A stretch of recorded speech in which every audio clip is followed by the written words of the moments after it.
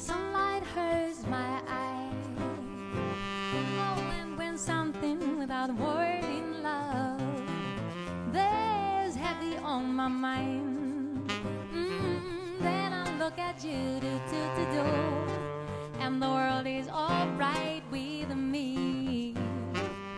Oh, just one look at you, do, and I know it's gonna be a lovely day, lovely day, lovely day, lovely day, lovely day, lovely day, lovely day, lovely, lovely day.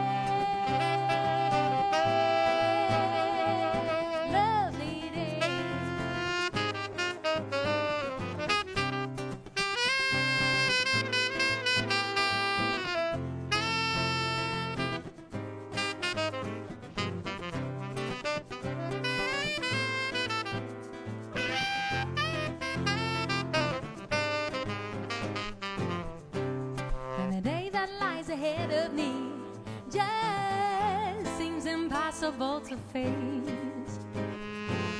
Oh, and when someone else instead of me always seems to know the way, then I look at you,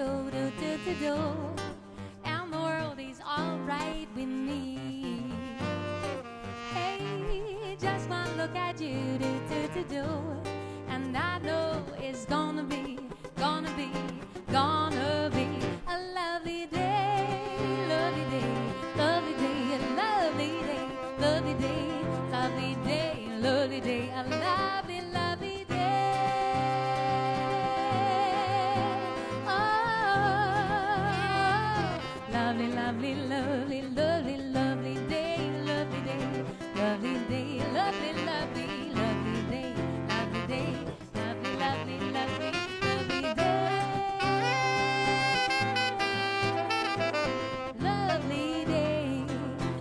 Gonna be a lovely, lovely day.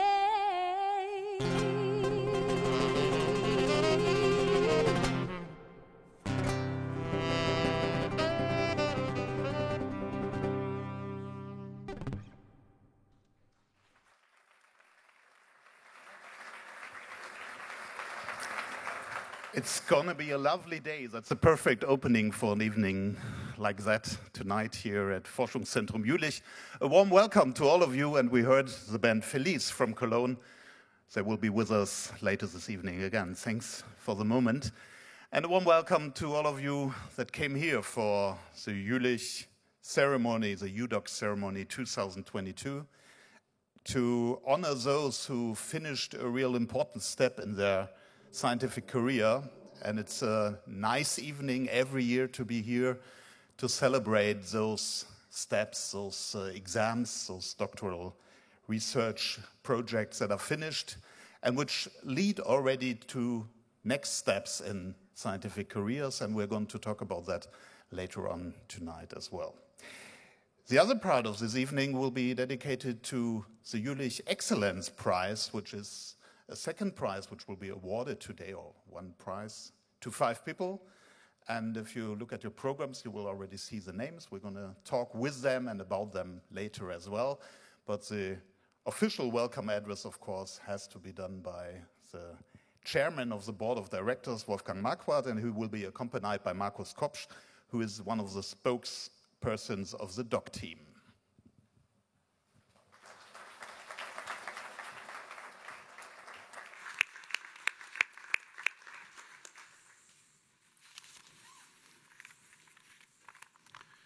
Thank you very much, Achim Himmelrath, for the kind introduction. Good evening, ladies and gentlemen. It's my pleasure to kick off today's event with a short welcome address. First, I would like to welcome the rectors of RWTH Aachen University, the University of Bielefeld, and University of Wuppertal, Professor Rüdiger, Professor Sagerer, and Professor Wolf. Also, a warm welcome to the representatives of our supervisory board, Dr. Glückler, Professor Weiss-Blankenhorn. A very special welcome to you, dear laureates of the Jülich Exzellenzpreis, dear doctoral graduates, and dear supervisors of these doctoral graduates, dear colleagues, guests, ladies and gentlemen. We have gathered here today to celebrate a very special milestone in the career of about 40 young colleagues who we will honor for completing their doctorate. In addition, as you have already heard, we will award the Excellence Prizes today, this year, to 5 young scientists here in Jülich to honor their outstanding contributions in their fields. Dear graduates, with the completion of your doctorate, you have first of all accomplished the most important personal objective. Further, you all have pushed the boundaries of knowledge in your specific fields further with great effort and also resilience.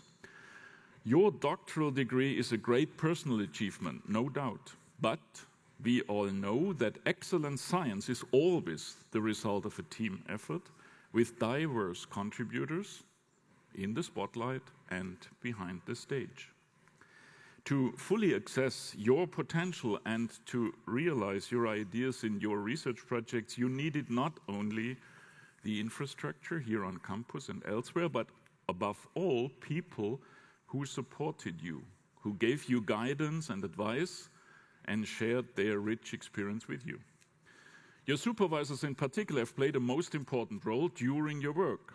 The traditional term doctoral parent, in German Dr. Mutter or Dr. Vater, continues to properly reflect the importance and meaning of this role.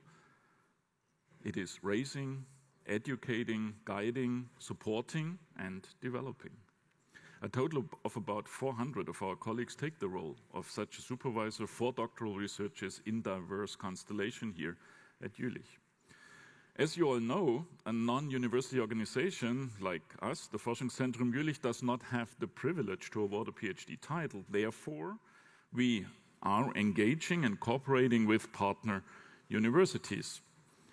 However, we do not consider this just a formal requirement, but we take it as an opportunity which we grasp with dedication to build strong and long-standing collaborations with a network of university partners well beyond the interactions related to the qualification of the doctoral researchers. Thus, I'm very happy that 3 rectors of regional universities took the time today to take part in tonight's ceremony. Thank you very much, the 3 of you.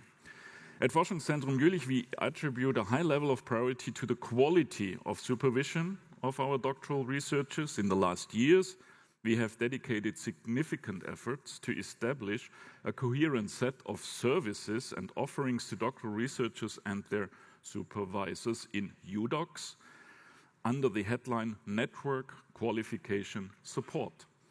In JuDocs, we have established a comprehensive support structure and transparent processes, also including the interaction with our university partners. And we have bundled the know-how and experience to support and provide orientation to both the doctoral students as well as their supervisors.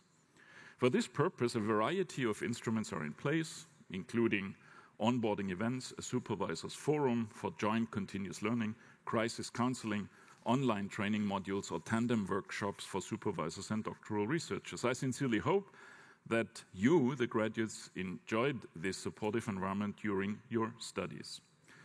The German pedagogue and founder of the German gymnastic sports system, Friedrich Ludwig Jahn, is quoted as follows: "Who wants to go on the journey must fletch at home." Or, in other words, who wants to fly away must first learn to fly in a safe environment. I hope you have experienced Forschungszentrum Jülich as such a safe environment and that you are now ready to fly out into the world and go your very personal, individual way. For this journey, we wish you every success and all the best.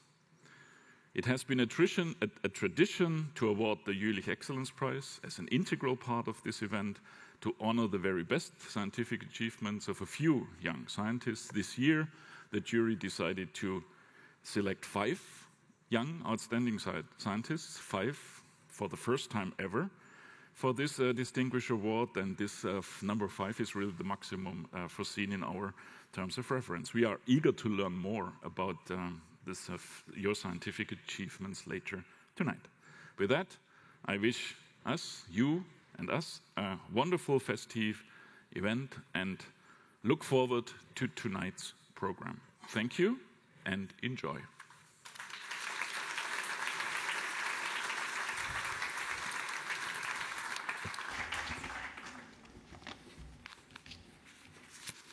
So, thank you very much, Professor Marquardt, and good evening. It's a great honor for me to welcome you, our graduates, the board of directors, but also the special guests and, of course, the members of the institutes here tonight on behalf of the doc team and of all the doctoral researchers of the Forschungszentrum. We would also like to give a warm welcome to those who have been a great support to you graduates in the last few years. I'm talking about your supervisors, your families, and friends. Good evening. Dear graduates of the years 2021 and 2022, well, for some of you, today might be your last day at the Research Center. But I'm absolutely sure that you also remember your first day here. Maybe you have already written your master thesis here or even your bachelor thesis. Maybe your first day at the Research Center was also your first day at the campus. Some of you might have met this nice lady at the main entrance, showing you patiently the way to your institute, to your job interview maybe on your first day, and you were so stressed, so nervous, that you somehow mixed up the numbers and you went into the wrong building. Or you made it on time. Maybe you were here 20 minutes before your job interview, just to figure out that your supervisor is still on a meeting. We do not know your first day story, but what we know is that you all came here with a different motivation, with a different scientific background, with a bit different cultural background, but nevertheless, your path has brought you here tonight. And we really like the idea that your motivations, your stories, your experiences of being a doctoral researcher here at the Forschungszentrum Jülich will be shared and told tonight. Dear graduates, I can imagine that the way you have taken so far was not always straightforward. It was bumpy, and that you faced many problems that were much harder to solve than just finding the right way to your institute on your first day. And this is what our message is all about. We want you to celebrate the obstacles, the problems that you have overcome so far, that have changed you, but that made you also the persons you are today. And you changed quite a lot. And if you do not believe me, then go ahead and ask your families and friends. They will tell you. Many of you have already found new challenges outside the research center. Some of you might have rediscovered the academic and scientific life inside the research center, maybe in your former institute, maybe in a new institute. But no matter how you decided or no matter how you will decide, we are sure that you all have a bright and exciting future ahead of you. Once again, a warm welcome. We are very happy and proud to have you here tonight, and we hope that you all enjoy your personal ceremony. Thank you very much.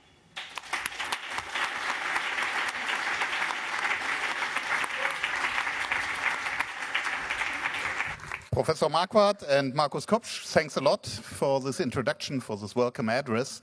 And before I move over to Felice, to the band from Cologne, I would like to introduce Kurt Steinhausen to you, which is a photographer documenting today's event.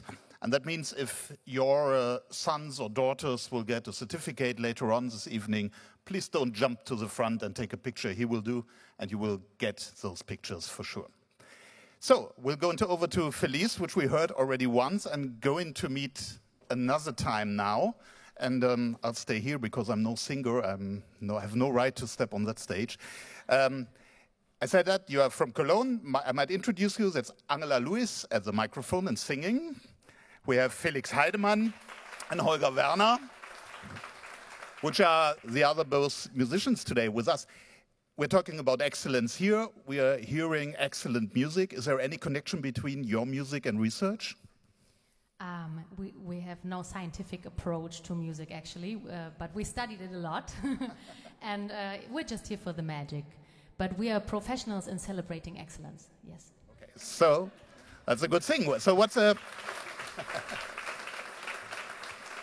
what's going to be the next music, the next song, the next title we're going to hear? To deepen our band name, Feliz, it comes from Felicidade, uma música brasileira.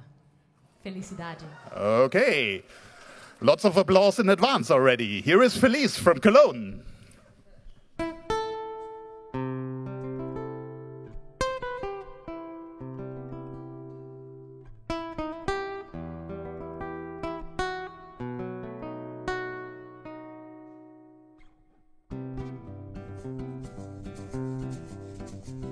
Tristeza não tem fim, felicidade sim. Tristeza não tem fim, felicidade sim. A felicidade é como uma gota, orvalho numa pétala de flor. Brilha tranquila, depois de leve oscila e cai como uma lágrima do amor. A felicidade do pobre parece a grande ilusão do carnaval. A gente trabalha o ano inteiro por um momento de sonho pra fazer a fantasia de rei ou de pirata jardineira, pra tudo se acabar na quarta-feira. Tristeza não tem fim, felicidade sim. Tristeza não tem fim, felicidade sim.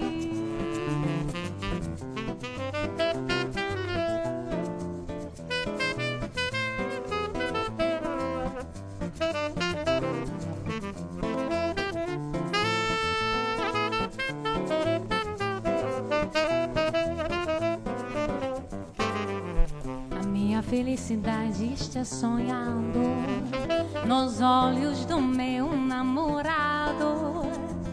É quando está noite, sonhando, sonhando, na busca de uma drogada, fala embaixo, por favor, por ele acorda alegre como um dia, oferecendo beijos de amor.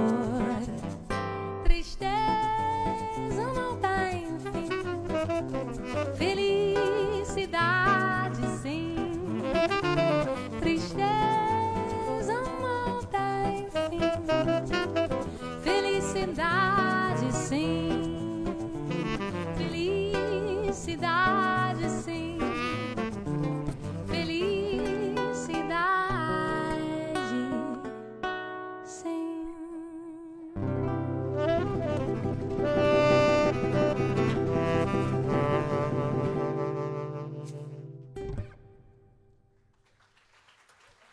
Obrigada.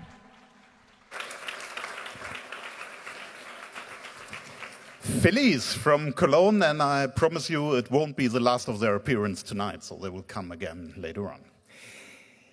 Part of the tradition of those celebrations, as we are celebrating them tonight, is that two speakers out of the doc team are with us, and they are giving the official speech, giving us an insight of their view on the research here at Forschungszentrum Jülich, but as well on living in kind of a area which is not that city-like, like Cologne or Aachen or maybe Düsseldorf. And at least in the last years, this was always a subject when we heard the official speeches. Today, we're going to see if it's part of it. Siu Jan and Samuele Gall are the spokeswoman and the spokesman of the doc team celebrating with us tonight, and you might come on stage. A warm welcome for both of you.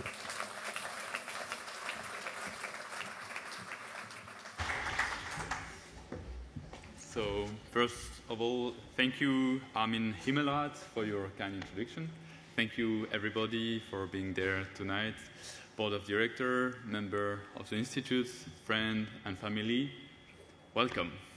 And most importantly, the graduates of the years 2021 and 2022, our guest of honor, you who successfully finished your doctoral research projects. Please, everyone, let's give a well-deserved round of applause. Congratulations.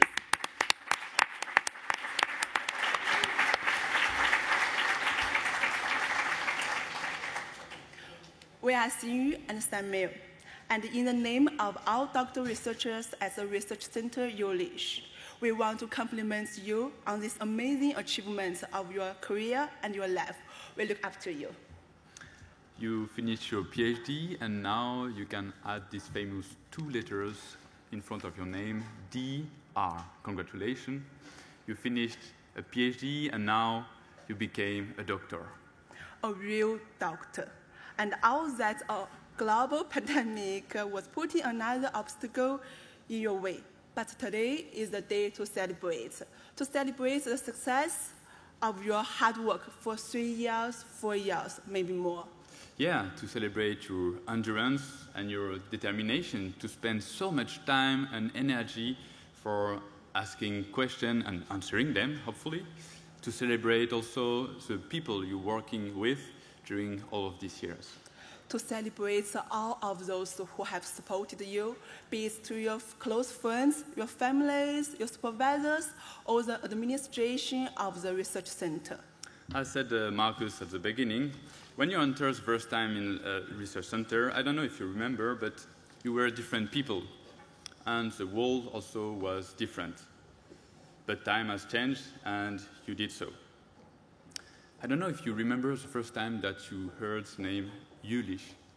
You know, it's a small town between Aachen, Köln, and Düsseldorf. But that town, which gave its name to one of the biggest research centers of Europe, one of the 18 honored Helmholtz Center, and with over 1,000 doctoral researchers from all over the world, and a place you wouldn't expect in the middle of a forest where rabbits, deers, and the famous beaver have their own home. So, forest, beaver, rabbit. Yeah. What brought you here?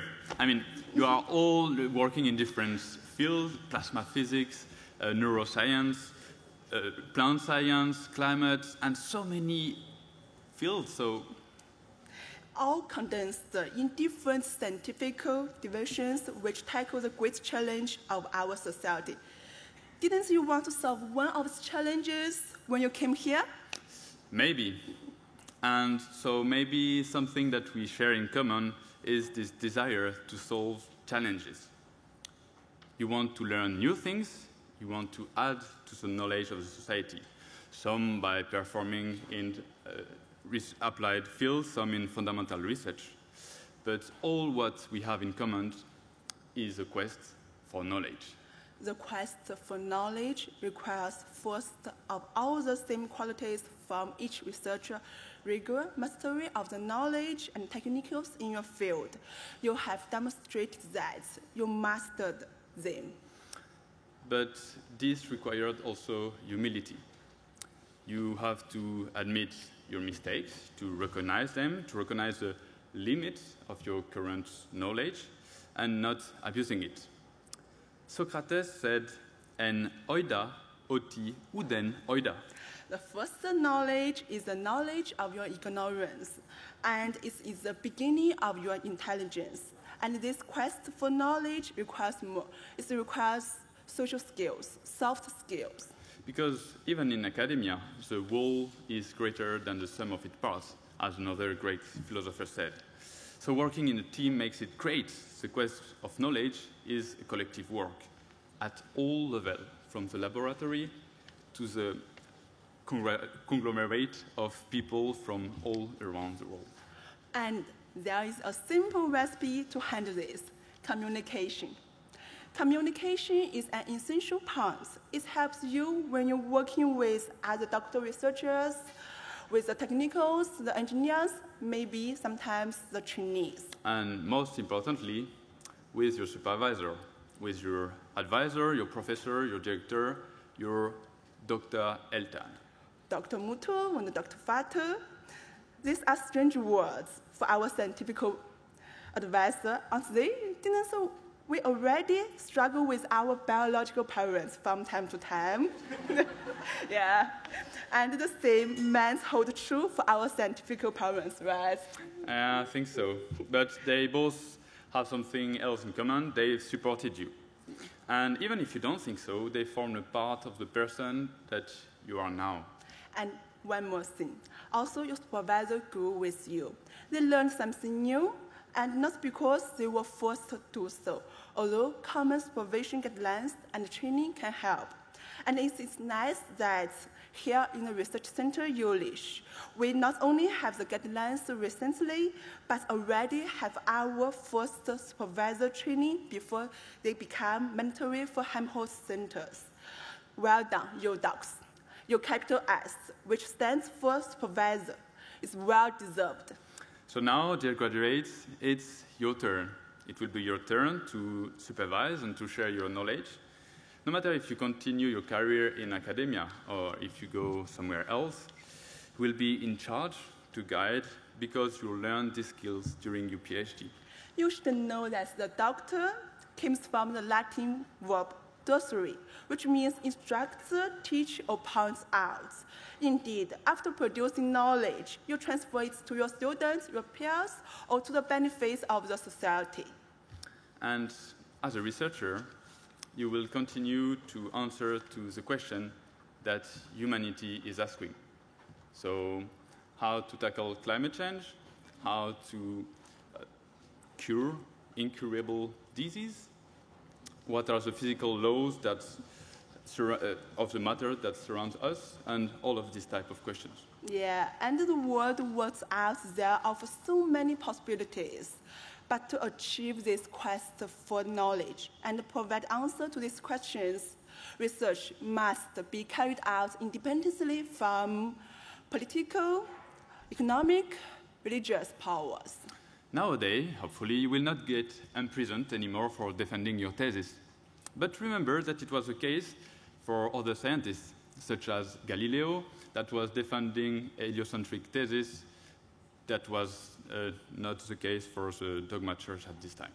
Still, you might trigger a torrent of caricature and insults because of your thesis, as Darwin did the series of natural selection in origin of species, which went against the doctrines of the time. And maybe you will face more subtle attacks against your work, like the strategy of doubt embarked by companies such as Total Energy or ExxonMobil that were paying during more than 50 years to publish papers denying their impact on climate change. You know that research faces pressures of all kinds even today. Pressures to distort the truth, to hide the facts, and inconvenience for particular interests, or to undermine scientific authority. However, we have trust in you. Together with the support of the scientific community, you will face this challenge. But once again, the independence of science is really important for the improvement of our society. We hope that you did not have this kind of pressure on your shoulders during your PhD. Yes, we hope. But yes, we are sure that you face already some other difficulties and you find ways to tackle them. Let's think about your life as a doctoral researcher. There were so many obstacles, right? And first, the discomfort when you moved to a new environment, maybe from abroad. Yeah, you arrived and maybe you face some problem with the language barrier or you struggle to access to administrative resources and maybe you endure some delay and you remember how was fun administrative procedures. For example, as a scholarship holder, I had no social insurance, I had no health insurance, I had to organize them by myself. And I learned that other colleagues get it automatically. And do you remember also working up to 50, 60 hours a week, maybe more some weeks, no matter what is written in your contract or in your percentage salary? And also doing these small tests, which in the end took 8 hours on a sunny Sunday.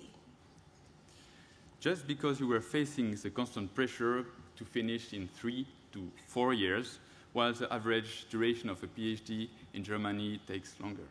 Maybe you also realize the difference among the salaries, that you earn much less or more than some of your doctoral research colleagues, and not everyone finds this fair. And this salary difference were maybe observed also, even if you were working together with colleagues.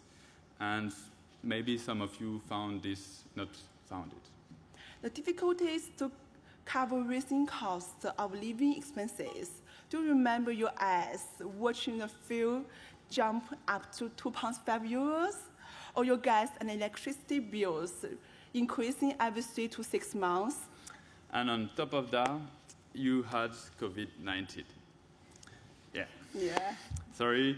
And so you had an impact on your experiment, on your health, and maybe this brought so many fears that you did not thought at the beginning of your PhD. Do not forget all the obstacles that you found in your way during your PhD. For example, also this device that don't want to work even if they had to work, or the simulation that was not looking right. I think you know what I mean. Yeah, I know. And the proposal you got back for the first time, or your manuscripts, which was laying on your desk for so long that your office mates thought it was only for decoration. So, we will not go further, but life was not easy every day for these last years. And we hope also that for the next generation, some improvement will come. However, you earn something that is not easily compensated, something really precious. You got knowledge. You got the knowledge that you came looking for. The world is not a heaven. Something could have been better.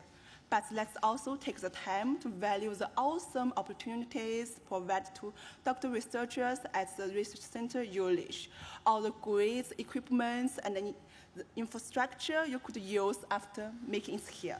Yes, Forschungszentrum provides outstanding devices such as Sapphire climate chamber, lysimeter, electron microscopes, many supercomputers, and so many other things with fancy names like UWell, Unique, or Eureka, and this is really nice. Yeah.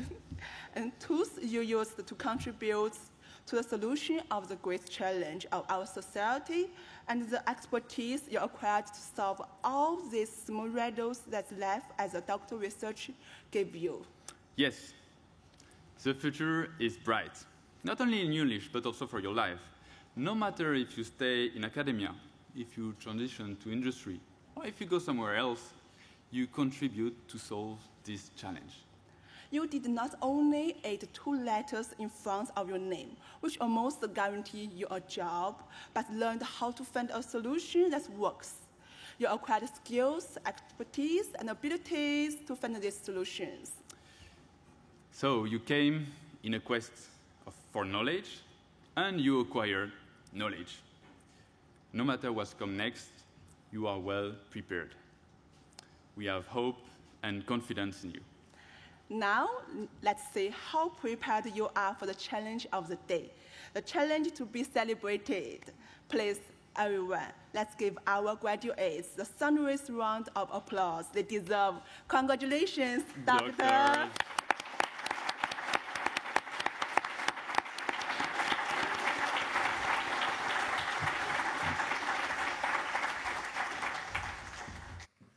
Thanks a lot, Siu and Samuel, for these insights on your perspective, and thanks a lot for these congratulations already to the graduates that we are going to celebrate now. And as you heard, there are about 40 young researchers that are getting their certificates today. So we are grouping them, organized by the scientific divisions of the Forschungszentrum Jülich, and you will have the chance to meet some of the members of the board because they are responsible, one for each scientific division. And they're going to tell us a little bit about the work in these divisions. And we are starting with Astrid Lambrecht and the scientific division number 1. Where is she? She's there, yeah.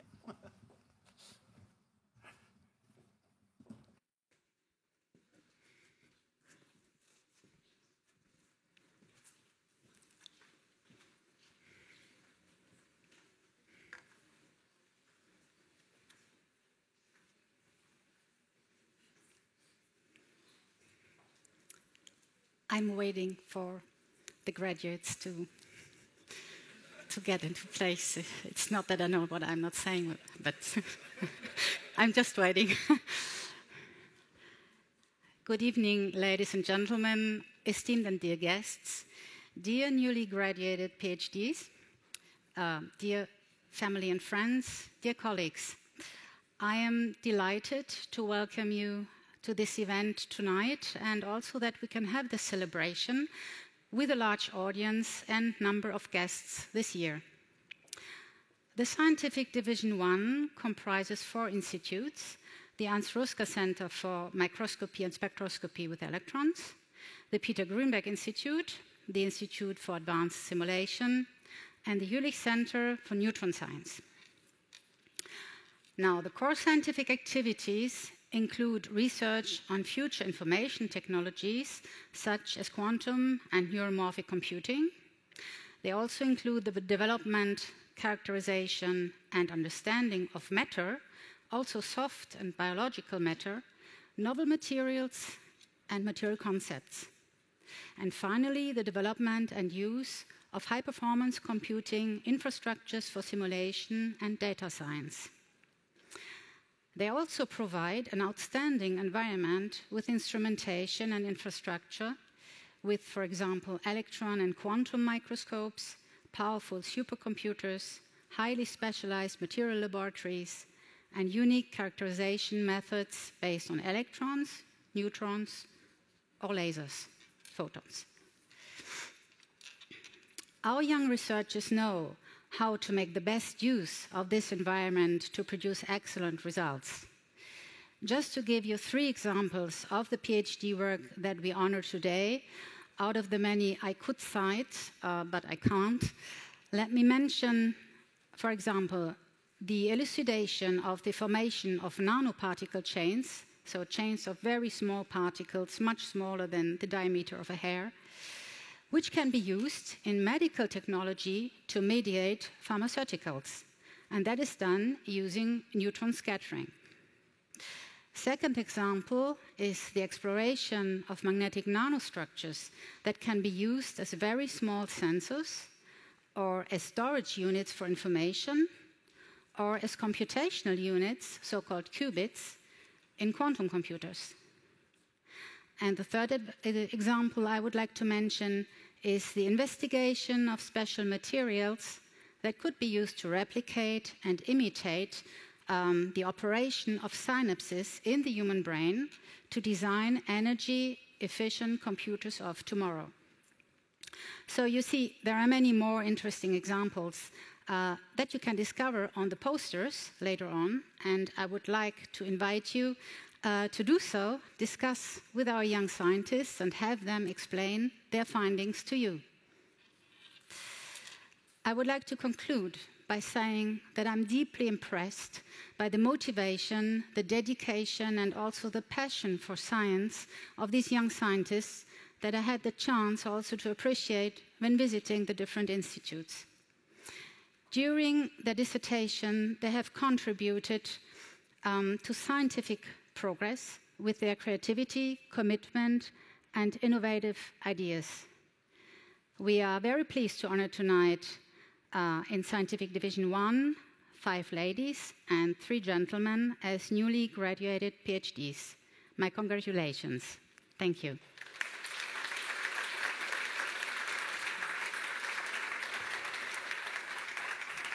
Thanks a lot, Astrid Lambrecht, for this introduction to your division and to your work that you're doing there. And I'd like to ask the other members of the board to be with us, Frauke Melchior, Wolfgang Marquardt, and Franz Beneke, and they will award the doctoral certificates to those who I'm going to call now.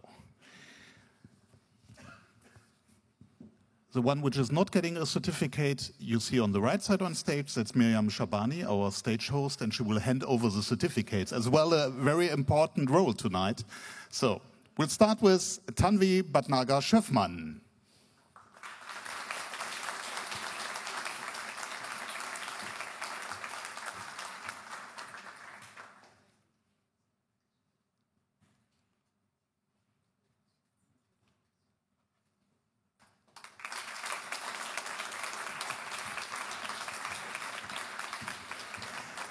And we go on with Sarah Shitkar.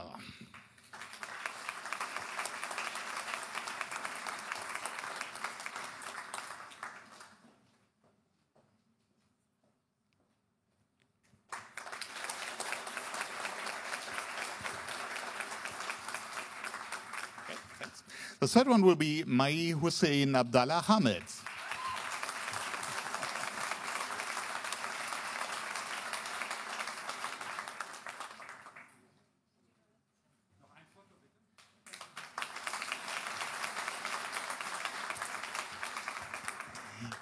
Joanna Michalska-Walkowiak is the next one.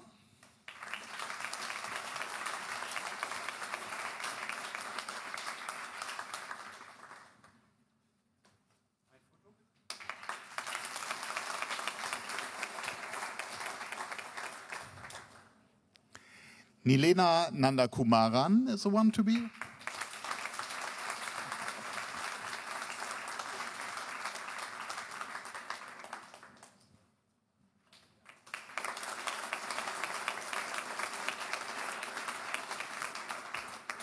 Venus Rai.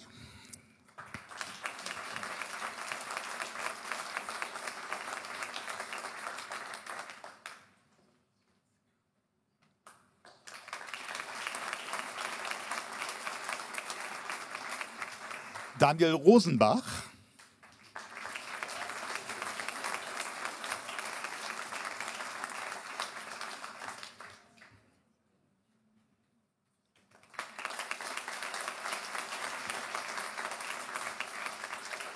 And Fengbeng Ji.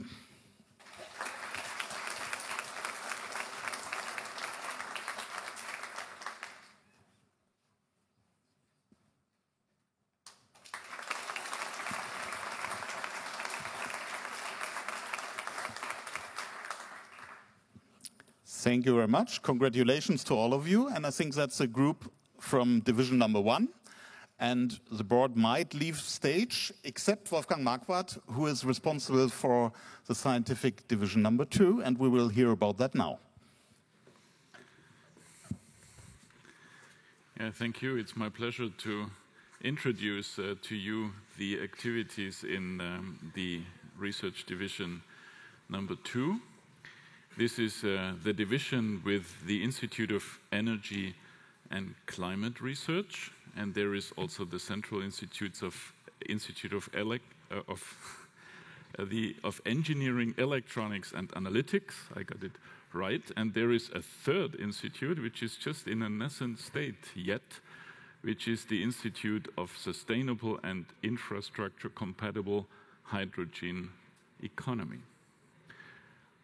You already get the impression that this is related to energy by and large, yeah? Indeed, and we all know that energy is an extremely important topic. Look at the recent geopolitical developments, look at all the discussions we have on the question whether we will be able to feel comfortable during the winter at home or here in the offices. But that's not what we are usually dealing with, obviously. We are dealing with innovations, technological progress in the field of energy. This is devices, and there we focus on renewable energy devices in order to make the transformation of the energy system really happen. Renewable energies, what are the devices we are looking at? This is all what you can relate with electrochemistry. So this is batteries, this is fuel cells, and electrolyzers. The electrolyzers which hopefully generate as much hydrogen as we need in the future. We do not do geothermal, we do not do wind. This is not all. There is fusion energy also, and there is a reminiscent of our past. There is reactor safety, nuclear reactor safety, a relatively small activity, and nuclear waste management. And the energy research is embedded in a bigger picture, and the bigger picture is our planet. So we link deliberately our work on energy to climate research. And this interaction is really very fertile. We focus in the climate research field, we focus on atmospheric sciences, atmospheric chemistry, which is responsible in the first place for air quality. And as we all know, air quality is a key also to health and well-being of all of us. Another systems dimension is society as a whole. So the social acceptance issues, the economics, and the like. The Central Institute for Engineering, Electronics and Analytics is providing basically the scaffolds for the research, the instruments, the experimental test beds, and the like. But this is not just providing the machinery for others to use them, it is a joint research effort in many cases to come up with unique instrumentation, with unique experimental facilities and settings to enable and facilitate the research. And the new institute I was mentioning on hydrogen economy, this is very much focusing on the logistics and storage of hydrogen, of energy, by means of chemical carriers. So this is an overview on the research field in its breadth, and the PhD theses which have been done and completed by our researchers tonight. They are really covering all those different topics. Many of those have been knowing each other very well because there is a graduate school, the high-tech graduate school, a very large one indeed, and one of the very early ones here at Forschungszentrum Jülich. I thank all of you, the graduates, for their great work and engagement for science. And we will now call you on stage to receive your certificates.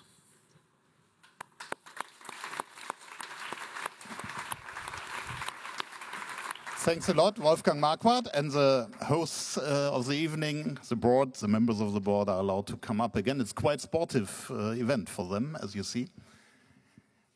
And we will honor now the graduates of the Scientific Division 2, and we'll start with Sylvain Badi.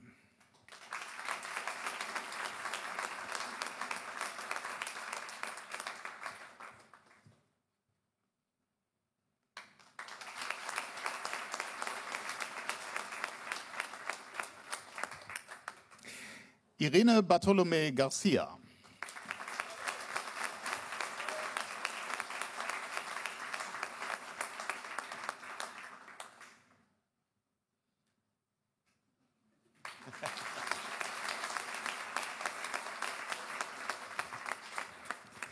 Basita Das.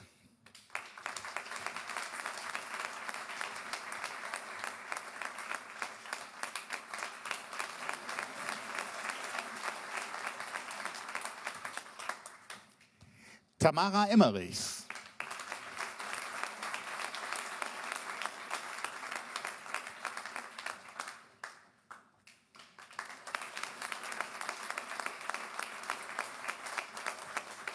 Ursula Gude.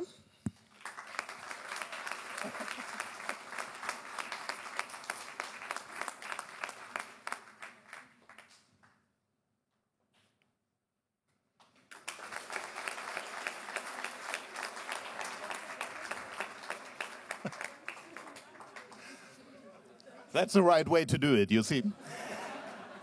No, that's all right. Dina Kordakova.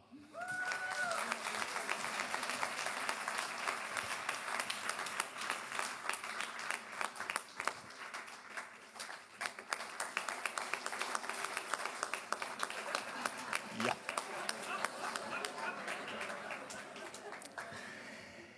Chao Jiang Li. Oh. Not on my list. Okay.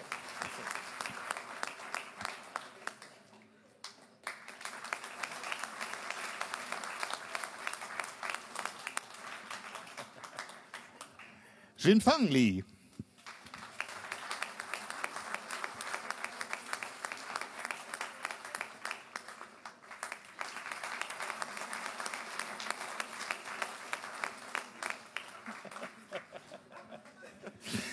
Tarini Prasad Mishra.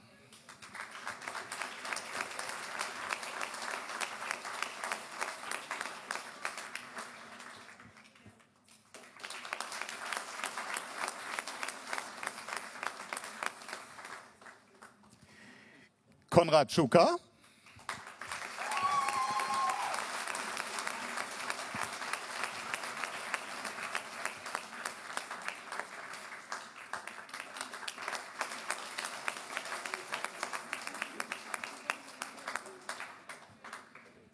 And Tobias Wegener.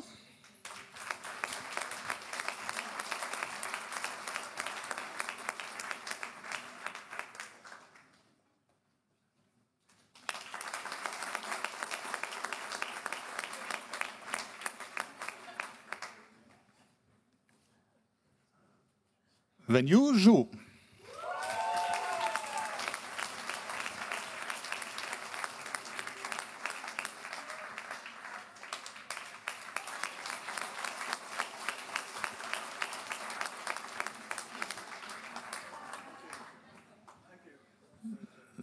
Those were the graduates from division number 2. The board knows what to do. 3/4 of them have to leave. 1 is allowed to stay, and that's Frauke Melchior talking about division 3.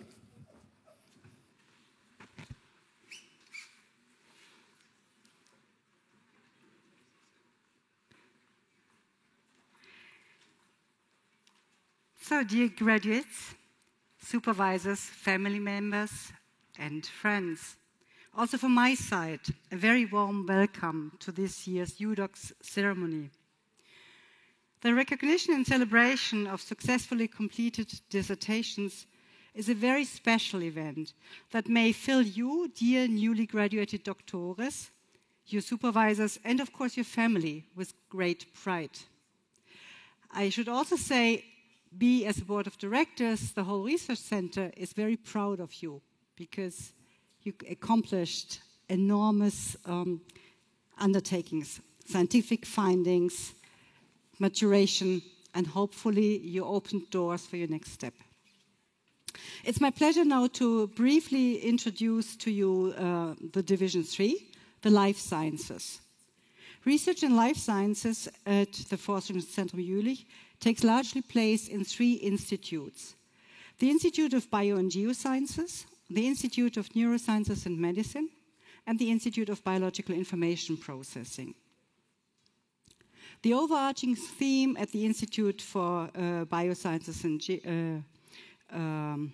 Bio and Geosciences is to contribute to bio-based circular economy, in which renewable resources can be used much more efficiently and sustainably than today. Such an economy is urgently needed, as you all know, to replace our needs for coal and oil, to fight climate changes, and to protect our Earth. Researchers at this institute work in the fields of biotechnology or bioinformatics, in plant sciences, or as geologists. The techniques range from experimental work with microbes, plants, to soil, to satellite-based observations, big data analytics, computer simulation, and modeling. Specific topics of our current graduates include, for example, improved gene expression in bacteria, purification procedures for biotechnologically relevant proteins, or drought tolerance in barley. Researchers at the INM and the IBI focus on the principles of biological information processing. Our researchers explore how living organisms, from single-celled organisms to humans, perceive, process, or store information. One of mankind's biggest dreams is to one day understand how the human brain functions. Even if this is still a very long way to go, findings along the way can be used to build neuro-inspired technologies and artificial systems, and they can contribute to a better understanding and cure of neuronal diseases. Specific topics of our current graduates include, for example, improved imaging techniques of the human brain, computer-assisted speech analysis for better testing of brain functions, or functional analysis of protein fragments that may contribute to neurodegenerative diseases. Dear graduates, with your findings, you have contributed significantly to the scientific success of the Research Center. And with the completion of your dissertation, you have reached a milestone in your personal career planning.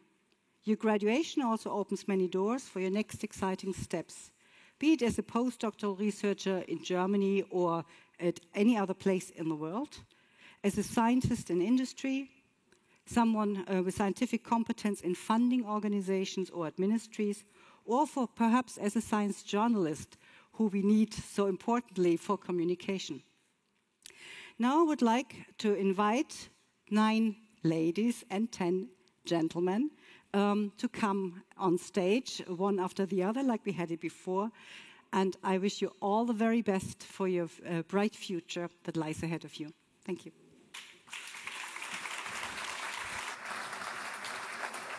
Thanks a lot, Frauke Melchior. The board, please, again on stage. We need you. And the ones we are going to honor are Philipp Moritz Fricke,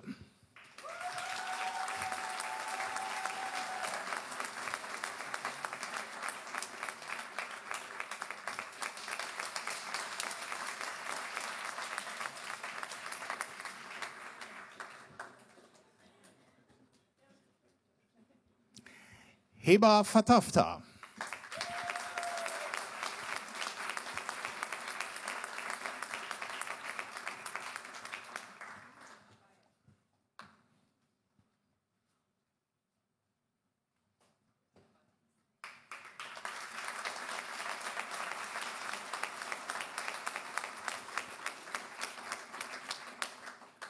Ael Hardy, no?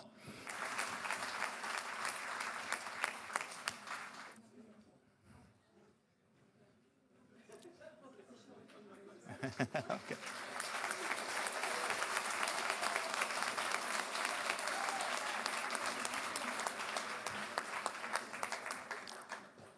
Katharina Gvozden.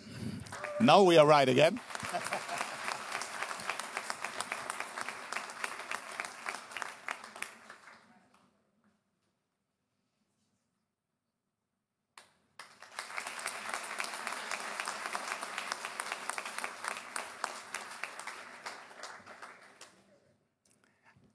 Alam Issa. Sorry for the mix-up. I could come next year. Okay.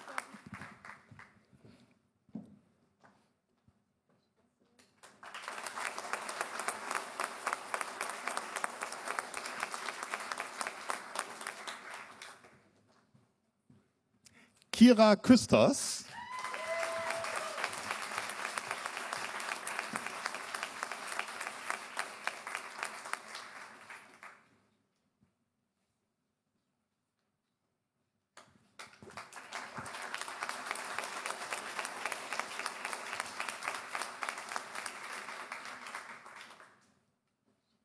Felix Matuschke.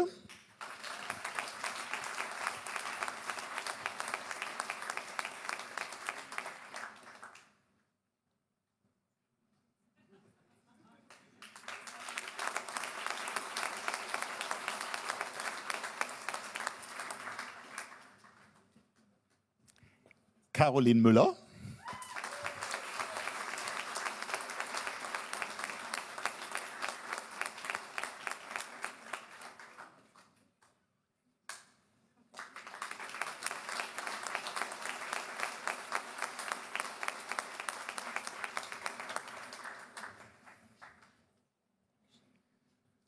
Ramya Rama.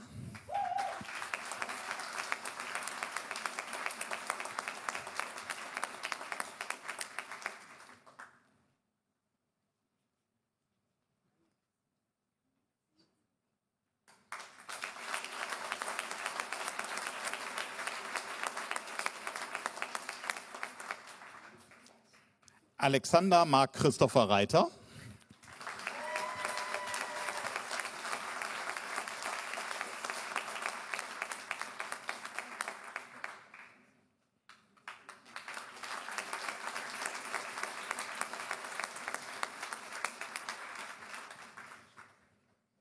Hassan Speihat.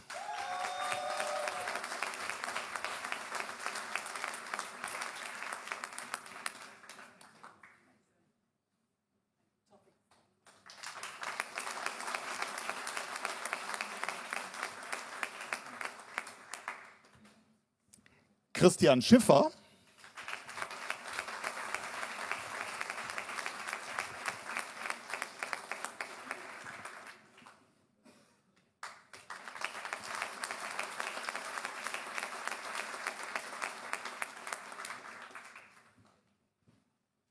Jan-Dirk Spöring.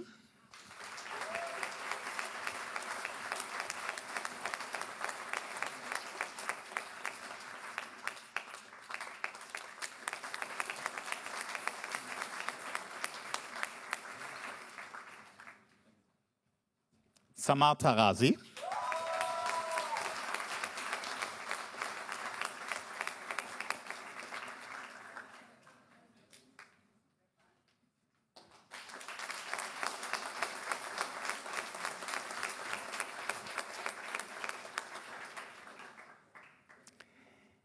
Julia Volkening, born Amunds, and that sounds like you just married short time ago. Congratulations.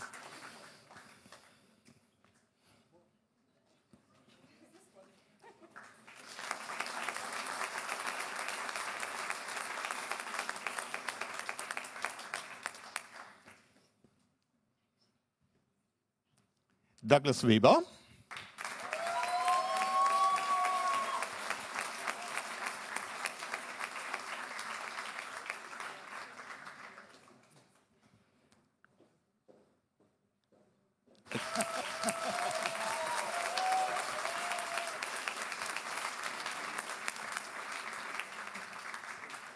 And for tonight, the last graduate, doctoral graduate, Karen Wohlers.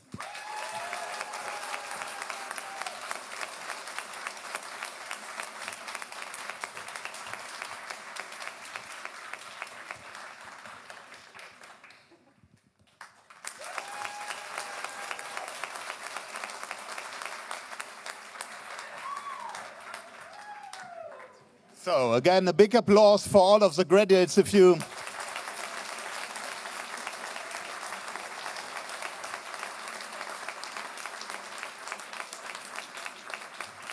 you could see those smiles when they step up here, it's just great. We can see that here on stage. It's just perfect, and that makes the day. Thanks a lot. Thanks to the board. Again, you have to move down, except Mr. Marquardt, which I need now. And we need a microphone for Wolfgang Marquardt, please. Oh, you have a headset. All right. Okay, no problem.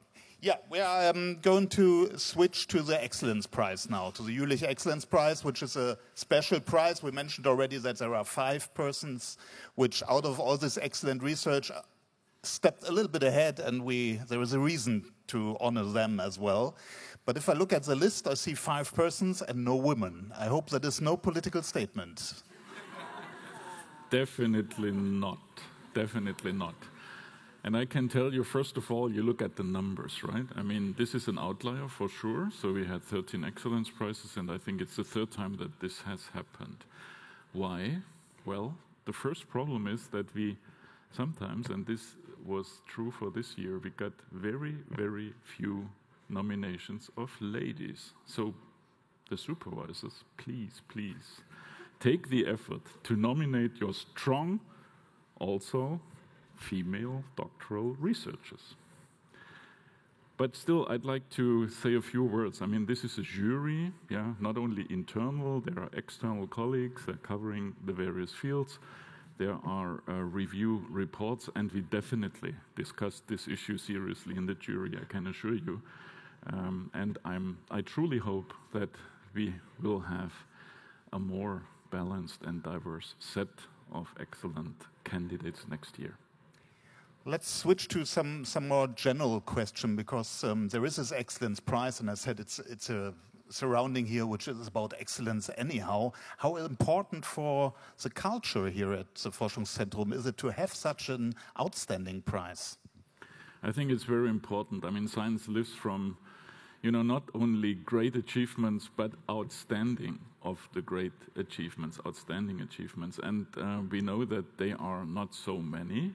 And we really have to, we have to explicitly mention those. Yeah, we have to put them on stage and show that they were exceptional. And we really want to, and we do this in the Excellence Prize, we want to limit this really to the very, very, very best. And not on a, say, Forschungszentrum Jülich or national level, but on international standards. And this is important for the center, this kind of culture. It provides visibility for these young colleagues internally, also externally. You know, I mean, these kind of awards are also a currency for using it in the discussions on next career steps. So I think it's really important to do that. Do you have any idea what came out of those who got the prizes in former years? One of them is here, I think. Professor Frunzke came. She got that prize in the first year when it was awarded in 2009. Unfortunately, we don't yet systematically track our graduates. But obviously, this special group we have an eye on, and really most of them have had a very successful career afterwards, most of them, in fact, in academia. So we are very much looking forward to those which we are graduating and celebrating today. Thanks a lot, Professor Marquardt.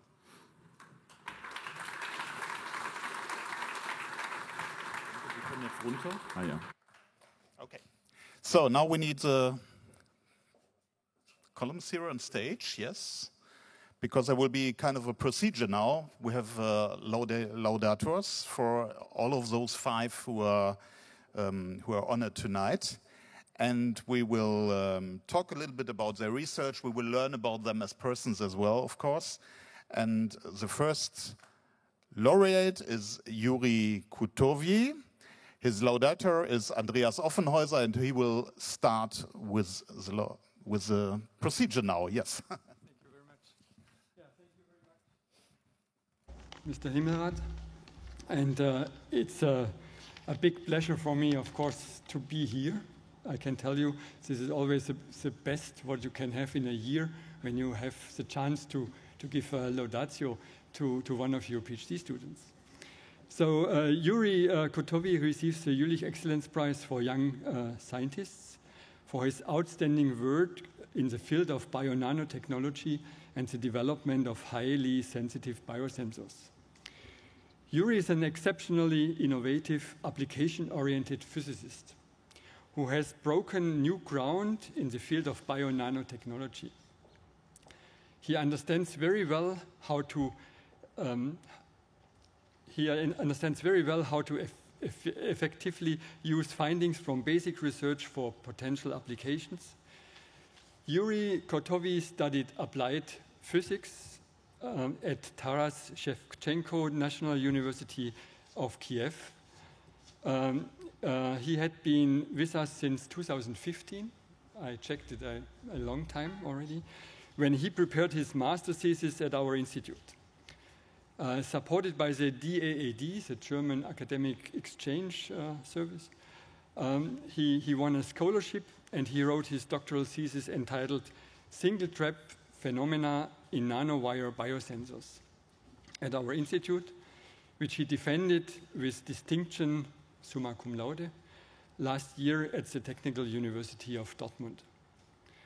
After his doctorate, he continued his scientific career in the institute of Mr. Grützmacher, who is certainly very happy to have such an exceptional scientist in his institute. A few words about his work. We are now all experts in biosensors, I'm sure, after 2 years of COVID. So everyone probably knows how to handle these tests, these quick tests. You take a sample, you put it onto this plastic thingy, which is a so-called lateral flow sensor, which everybody knows also that it is limited in sensitivity. So therefore, we are interested in building better sensors. And for this, we use a field effect transistor. So a field effect transistor is like a valve. So if you turn it, it opens, more electrons flow through the transistor, or if you apply a lower voltage, less electrons flow through the transistor. Now, one can apply instead of voltage, one can also put charges on top of this so-called gate electrode, and this changes the current flow through the transistor. One can also use, instead of charges, one can use biomolecules, so proteins. And the binding of a protein, for instance, to an antibody, leads to a charge on the transistor, which one can detect with a current flow through the transistor. But this was not enough. I mean, these are already quite sensitive devices. But Yuri found a new effect. So the charge is traveling through such a transistor. This is not like a flat street.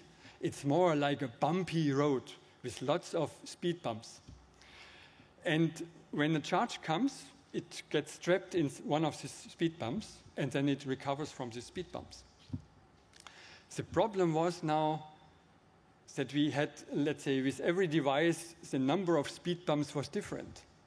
And what Yuri found, he found a way to make this very reproducible. So that means when now the number of speed bumps is now very controlled, he could use this effect to measure the binding of a protein to an antibody, for instance, on such a gate electrode, with the time it takes from the electron to come back from the speed bump. In a very clever way, and by this way he improved the sensitivity of the devices by a factor of 4, I think. Okay. So his findings have already received visible recognition on an international level. He published 9 papers as first author and 4 as co-author in recognized peer-reviewed journals during his doctorate, including nanoletters, biosensors, bioelectronics, and so on. He spent a couple of months in Japan, I think a common link between both of us, and I think he enjoyed also Japan. And I heard that he had not only a successful defense of his PhD, he got a son during his very final phase of a PhD, and everybody who has a young child, I think this is a very challenging time also during this PhD phase. So overall, the quality and the quantity of his research output is outstanding and by far exceeds the exceptions for a PhD student. Yuri, my sincere congratulations on the award of the Jülicher Exzellenzpreis.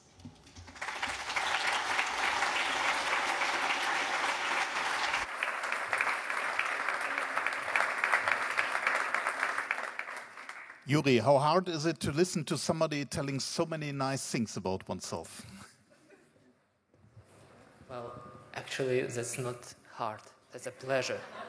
Yeah, I'm really, really thankful to Professor Offenhäuser. He is a really great director of our institute, and it was honor for me. It was great possibility to do my PhD at Institute of Biological Processing. Really, Professor Offenhäuser, he is not a leader, not only the leader, he is kind of our friend. Like, he is a man who can help you with really smart advice.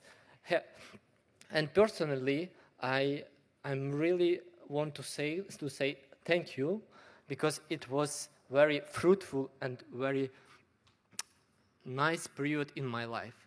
And you're right, like the main product maybe of my PhD is not only my thesis, but my son. Yeah. He's here tonight, yeah, right? He's here tonight, exactly. Play somewhere with other babies. Okay. So, but yeah, I just really, really thankful to all my friends and my colleagues who helped me and who did really important science together, because we achieved really a lot, and I hope we will use these results to achieve even more. Sounds like a productive time, anyhow. Andreas, you mentioned this Japan link. What about that? So I did my PhD, my postdoc in Japan. I spent there many years, and I traveled back and forth. And for me, Japan is, I would say, my second home country. And we established the links there to the Tokyo University, and Yuri had the chance to spend, I think, 4 months or 5 months in the lab in Tokyo there. And I know, I mean, Tokyo is not easy, and Japan is not easy, but it's a wonderful time, and I have the feeling Yuri was enjoying Tokyo also as well. Just maybe one comment on that. Like, indeed, that was really great time. I enjoyed my studies there, my like the time when that I spent in Japan.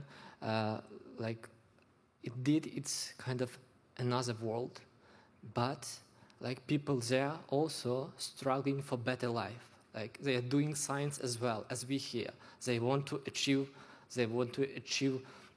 better results which could improve our lives. And like, therefore, it is really important to establish such kind of collaboration. And I would like to say, again, thank you everybody who helped me to visit Tokyo, because it was important step in my PhD.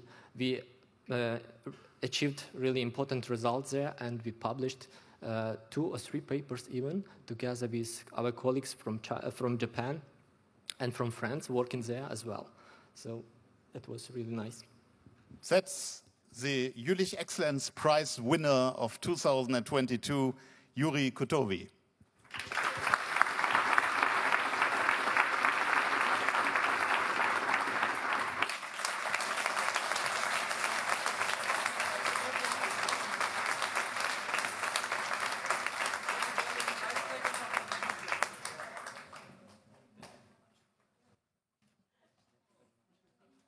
For a picture and the flowers, you need to go to the middle of all that group. All right.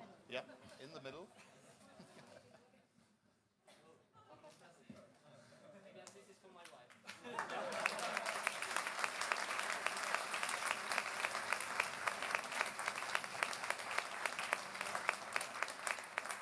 Okay, congratulations, and we are back on track now with the program. So, as I told you, the second one who is going to be honored is Fengshan Zheng, and he's not here, he's not with us, so Raphael Dunan-Bokowski, as his laudator, will tell us about his work and the person we are honoring. Okay, so thank you. As you heard, Fengshan Zheng, who is receiving the Excellence Prize, is not here today. But this is also a reflection on how fast his career has progressed since he finished his PhD. But let me begin by saying a few words about his PhD topic. So Fengshan Zheng did his PhD in experimental physics. He was formerly in RWTH Aachen University, and he arrived also in 2015 and received his PhD in 2020 with the highest grade. And his PhD was carried out on the basis of work carried out in the Ernst Ruska Center for Microscopy and Spectroscopy with Electrons, which has 3 divisions. And the division where he did his PhD is the division focusing on physics of nanoscale systems, where most of the topics concentrate on technique or instrumentation development. And indeed, his field of research was the development of techniques for the experimental study of charge density distributions in materials. And the title of his thesis was High Spatial Resolution and Three-Dimensional Measurement of Charge Density and Electric Field in Nanoscale Materials Using Advanced Electron Microscopy Techniques. The title is a mouthful. It involved what is known as model-based iterative reconstruction of charge density distributions in nanoscale materials, and this means iteratively varying simulations to obtain a good match to experimental measurements recorded using phase contrast techniques. And these are experimental measurements of electrostatic potentials, but the algorithm that he developed recovers charge density distributions in 3 dimensions, quantitatively, with close to atomic spatial resolution in nanoscale materials or devices. even though this is a focus on technique development, there are applications to electron microscopy of charge density distributions in battery materials, in fuel cells, in electrochemical cells, and also in biological materials. And this work alone was sufficient to produce 6 good journal papers, but Fengshan distinguished himself specifically by deciding that the topic that he was given for his PhD wasn't sufficient and maybe not interesting enough on its own. And during his PhD, in his spare time, he also worked on thermoelectric and especially magnetic materials. And this was, in fact, his primary area of interest. And that produced an additional 9 journal papers during his PhD in his spare time. And that was, in fact, the topic which he continued after finishing his PhD in 2020. That work, the work that he was really interested in, then secured a faculty position for him in China. And just 2 years after his PhD, he already has more than 30 journal papers, 5 of which are in Nature Publishing Group journals, most of which are first author papers for him. So this really explains why he went above and beyond what he was formally asked to do during his PhD. His PhD in itself was challenging for other reasons. He was sponsored to work on charge density distributions as part of a Marie Curie initial training network, and that involved meeting a cohort of other students from different countries in Europe working on other topics and presenting his research to other students, learning about their work and learning how to collaborate with them. The work that he did on magnetic materials was on magnetic skyrmions, topological magnetic objects with particle-like properties. And here, partly in his spare time and partly after his official PhD finished, he worked with the Institute of Advanced Simulation, the Institute of Professor Stefan Blugel. And here, he worked with theoreticians to predict novel magnetic objects which didn't exist yet. Then he worked to find them experimentally and then went back to the theoreticians to interpret his experimental results. So electron microscopy in this case is not using an off-the-shelf instrument and then using it to record images. This is technique and instrumentation development, coming back to the microscope time after time, refining the experiments and refining the sample preparation methods and the analysis procedures. So Fengshan, in summary, I would say, has demonstrated scientific excellence. He's demonstrated originality in methodological developments for mapping charge density distributions and magnetic fields in quantum materials and devices. His scientific output is outstanding, largely as a result of his own self-motivation, and he is already in a faculty position, already leading a small research group just a few years after his PhD. On a personal note, apart from being very hardworking, I would say that he arrived as a very shy, unassuming student in 2015, and by the end of his PhD, he was challenging everything that he was asked to do. He was very provocative, but at the same time, he had a very good sense of humor. He has strong opinions, but he's also willing to take advice. And so I think this combination makes for a very good prospect for him as a scientist and also as a mentor for young scientists. As you heard, Fengshan is not here today. We don't have him, I think, available digitally, and so I came up with something which was second best, and this is a poor man's version of having him here on Zoom. This is what he looks like.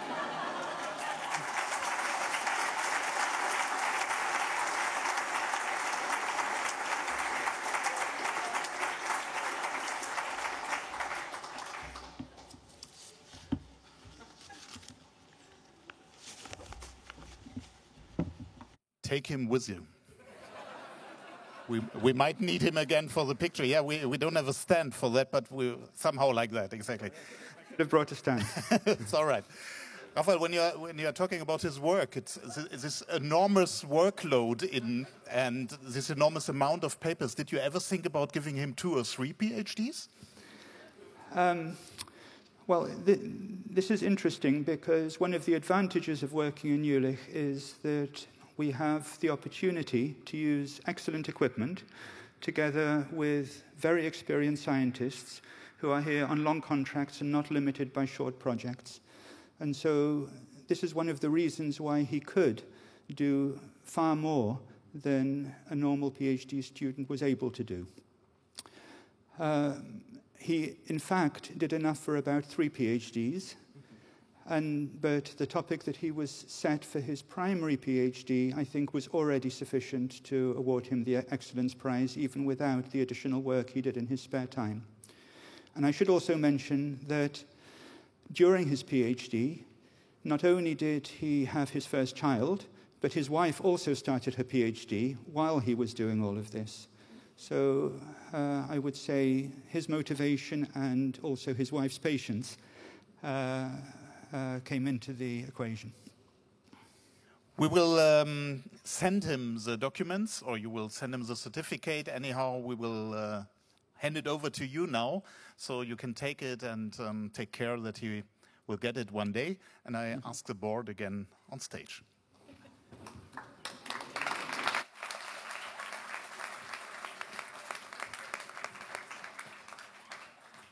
Okay, that will be a funny picture with this avatar in between, but we need it, of course. Gehen Sie ruhig einen Schritt nach vorne, damit wir fürs Foto das haben. And you have to be in the middle, of course.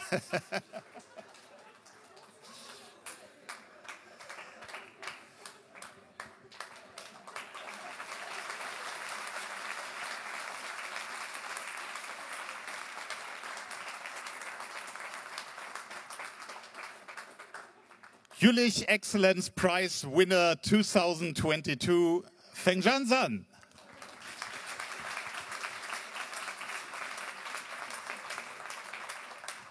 Thanks so much. So now we're going on with the next prizes, and it's, as you heard, an outstanding number this year, 5 prizes in the Excellence Prize that are awarded. 3 of them are somehow connected and somehow they are not. And I want to talk about that with the laudators, and I asked Dirk Witthaut, Olivier Gouillon and Andreas Warner on stage.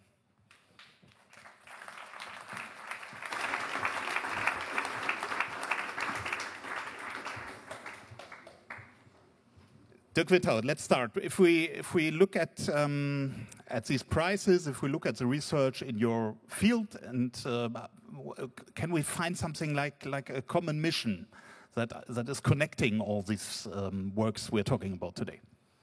Yeah, definitely. So we're all working towards a more sustainable, a better energy system to mitigate climate change, to mitigate to meet the challenges of ongoing climate change, and this spans very different topics when it comes down to the everyday work. Yeah, from hardware to like applied mathematics or to climate change, climate research. But after all, we have like a common mission to like meet the great societal challenges. But if you are talking about that, it sounds like this is a real huge field of subjects. Olivier, if you're looking at that, how big is that field? Which parts of science is covered with all these works? It's huge, indeed. And there are several research fields involved, Earth, environment, energy. And only the Institute of Energy and Climate Research, we are more than 1,000 people working on the different aspects of this huge challenge. Simplified is to save the planet and humanity. Not lying, because we know all the problems. So it goes from chemistry, electrochemistry, materials engineering, mechanical engineering, electrical engineering, and then both from the modeling aspects, the experimental aspects, So you need, in order to solve such large challenges, to rely on, let's say, exceptional infrastructure and also on these competencies of the different fields in order to solve together such problems. And this is all available here. This is what's really great. Andreas, how important is that infrastructure that Olivier just mentioned?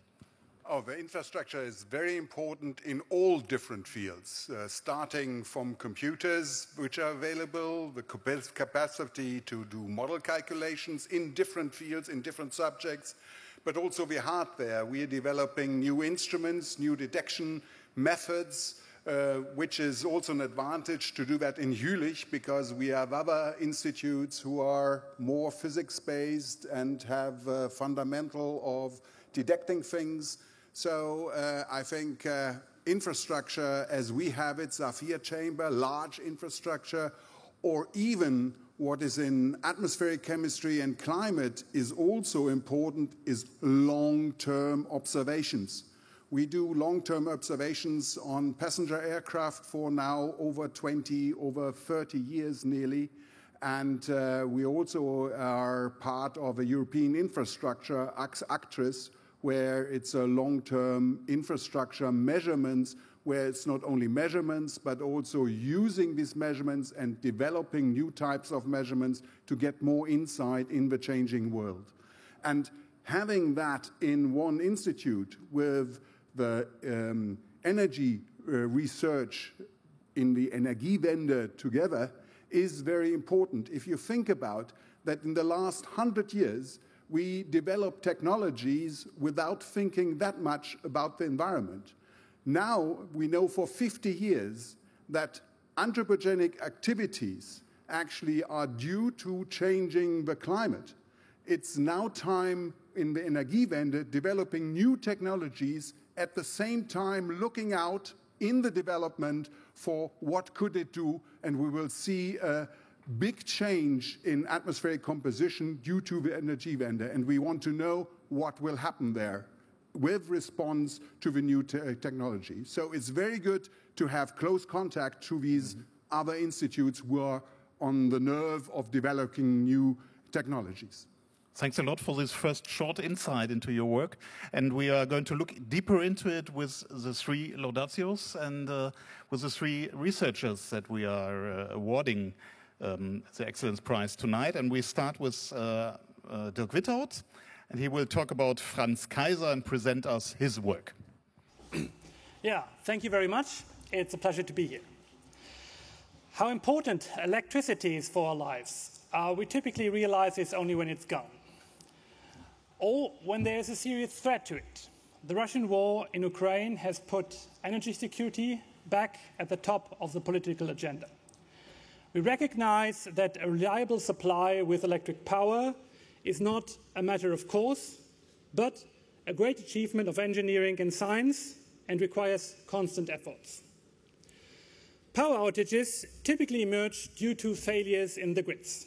The really big ones, the blackouts, they result from a domino effect. A single transmission line fails, typically in a anyway critical situation, and then a domino cascade starts. Yeah? The electric power seeks its way, leading to an overload of a different transmission lines, which also fails, and so on and so on. In his PhD, Franz Kaiser has developed a comprehensive analysis of these power outages from the single steps of this domino cascade to the big picture. He has shown how the energy transition will affect the robustness of the European power grid and where vulnerable spots will be located in the future. Without substantial grid extensions, we will face serious problems, especially around the North Sea. Remarkably, Franz's thesis is both very theoretical and very applied. So, for instance, he addressed the question on how to stop, or at least impede, the propagation of these malicious cascades of failures. And he formalized this question within the abstract language of algebraic graph theory and arrived at an ingenious solution. So he has proven rigorously that certain network structures completely stop the propagation of any cascade.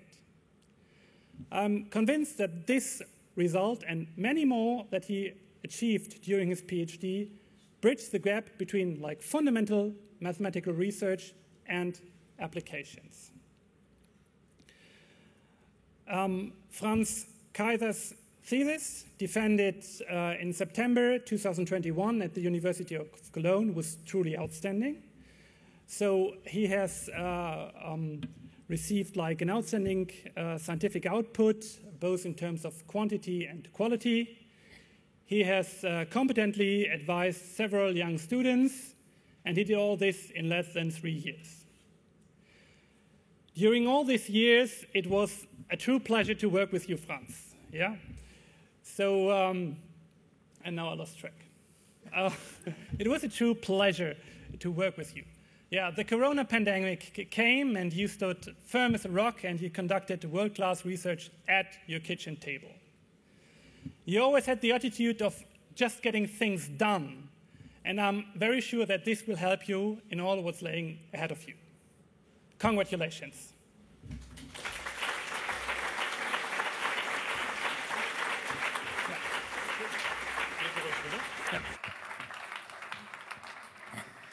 Franz Kaiser and the board, please. And no, sorry, you're a little bit too early. Yeah.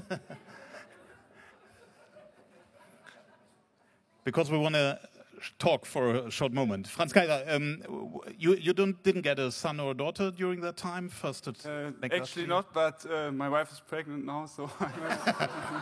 Is that somehow a condition to get the prize? We will talk about that later. Well. Anyhow, congratulations. Yeah. At least Jülich is a good place to combine. It looks like. Franz, when you look at your work and this time here, and we heard that you did it quite fast, your work and your research, we talked about the surrounding already before, so about the instruments that are here, about the technique, but how important are supportive structures, which are more like, in the sense of a network? Yeah, so for me, as Dirk told you, as for most of the students here, most of the time was spent during Corona. And so this makes an IT infrastructure very important.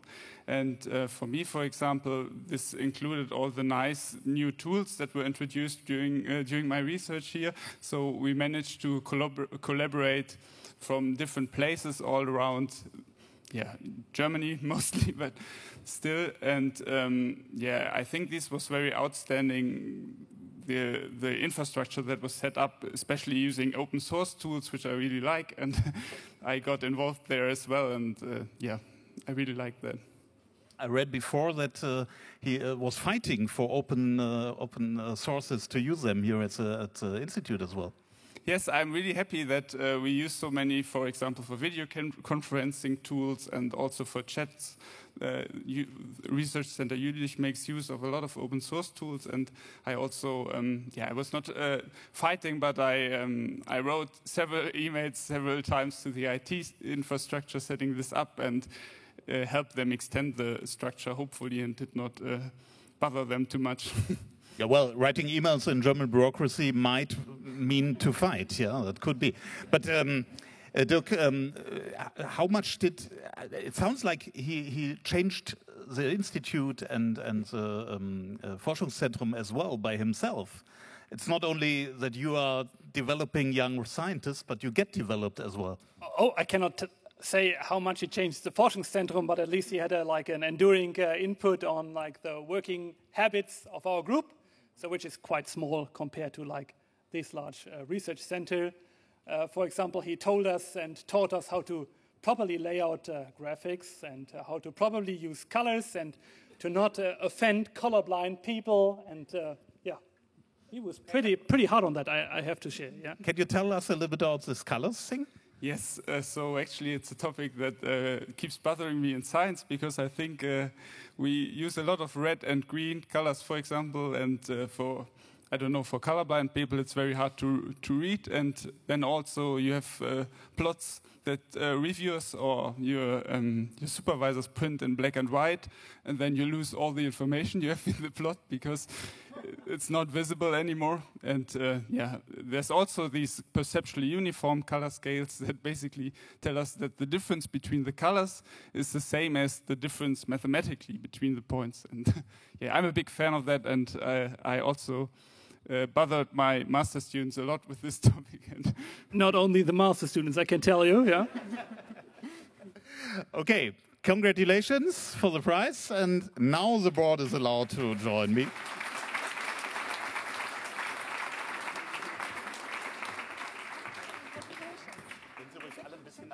Damit man vor den Säulen steht, das Bild.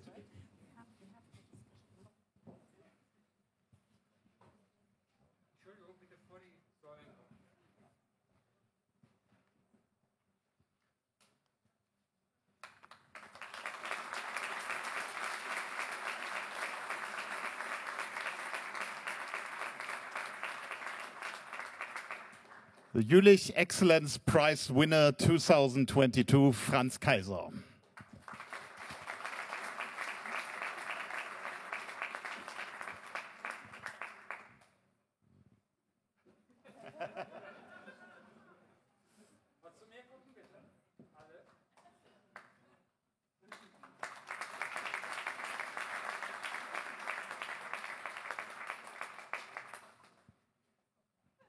Okay, congratulations. And moving up and down and up and down. And we're going on with Olivier Gouillon, who will be the laudator of Tarini Mishra.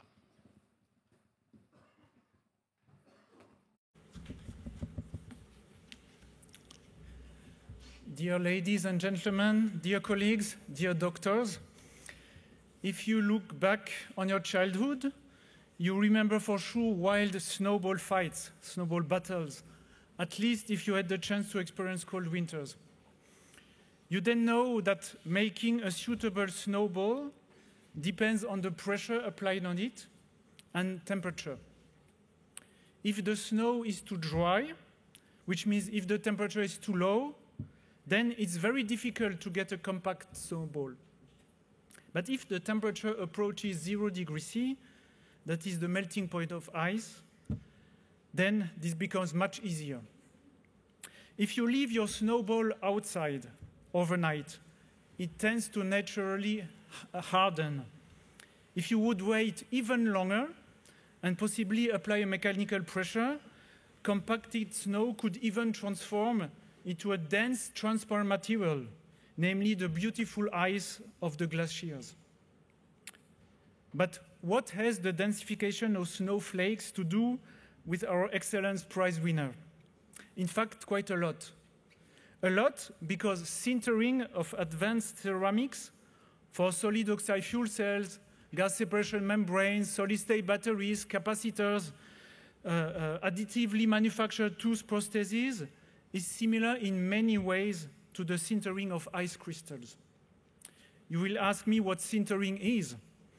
Starting from powder, the processing of ceramics requires a shaping step, followed by a consolidation step, under the effect of heat, named sintering process. The main difference is that the melting point of ceramics is not 0 degrees C, but lies usually between 1,600 and 3,000 degrees C. You can then imagine how much energy is required to sinter ceramic parts. This problem is nowadays even more crucial owing to the global energy crisis the humanity is facing. But let's come now to our awardee. Born in India and studying at that time in Darmstadt, Tarini Mishra joined us at AK1 in 2015 as a master student and then continued as doctoral researcher and postdoc under the supervision of Professor Martin Brahm at Ruhr Universität Bochum within the priority program I initiated called Fields Matter. This program, funded by the DFG, is a worldwide unique effort aiming at manipulating matter by electromagnetic fields in order to develop novel syntheses and processing routes of inorganic materials like ceramics. Tarini investigated different methods to reduce the sintering temperature and sintering time by applying electric fields and currents. He developed a deep understanding of the mechanisms involved and how to control the process to use it not only in the labs, but hopefully also in the industry. By enabling very high heating and cooling rates, electric field-assisted sintering may become a game-changer technology using renewable electricity instead of fossil fuels as in traditional ceramic manufacturing. In addition, Tarini has shown the potential of this technology for recycling and even upcycling waste materials, contributing to the realization of circular economy. He has been the most active and successful doctoral researcher within the priority program Fields Matter. He's someone you can rely on, flying on his own wings. A special mention has to be given to the collaborative network he has actively built over the past years. Travel is said to be the best way to learn. And in the case of Tarini Mishra, this is particularly true. He visited my colleague, Professor Rishi Raj, at the University of Colorado in 2018. And this research stay literally changed his life. After that, he really became unstoppable. He collaborated with further scientists in Italy, USA, of course, Germany, and he hosted also 2 master students from India, resulting directly from his personal contacts. Tarini's work has been recognized by the global scientific community, as expressed by the unusual high number of citations and 2 international awards, the ACTA Student Award from the well-reputed journal Scripta and Acta Materialia, as well as the Best Paper Award of the Journal of the American Ceramic Society. Last but not least, he is a reliable and pleasant person, highly appreciated by his colleagues. Without doubt, Tarini is already internationally visible. He has contributed to the reputation of the Institute and Forschungszentrum Jülich. I wish him all the best for his future career. And one never knows, our professional paths may cross once again. Congratulations. Tarini Mishra.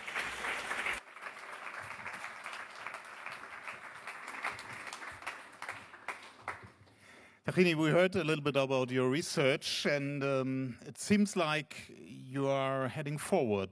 What are your next steps? What are your next plans? What's going to come now? Yes, so currently I'm working at McKinsey & Company as a consultant, and I'm trying to do the same thing that I did in Forschungszentrum Jülich over the last 7 years, solving complex problems. One thing that we hear that decarbonization is the main agenda in every CEO's table. So we are working very hard to do that. Thank you. Where is a strong connection between research and your work now? Of course, new technologies or new ideas needed to be implemented to solve all this decarbonization effort.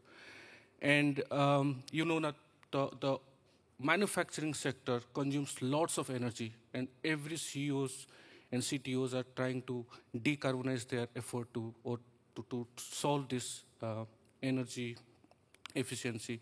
So my knowledge or expertise would be helpful, and to give them some ideas or some direction how to do that. Olivier, when you are trying to develop young researchers and to help them to find their paths, what do you need as a senior researcher, as a supervisor, to fulfill that task? To speak with that person and to come into exchange and to learn more about his dream, her dreams, and to put this in context to what this person has already achieved, to his or her potential, and to align this and eventually to realize these dreams. It's about motivation mostly? Motivation is, of course, extremely important. Without motivation, you cannot achieve anything. But this is much more complex than motivation. This depends on finally your goals. You can develop, of course, some strategies, but finally there is always a part of luck, of unknown, and this is also very good, I think. Sure. If I can comment, I would say the right supervision is to pointing to you when you are lost. And we are lost multiple times.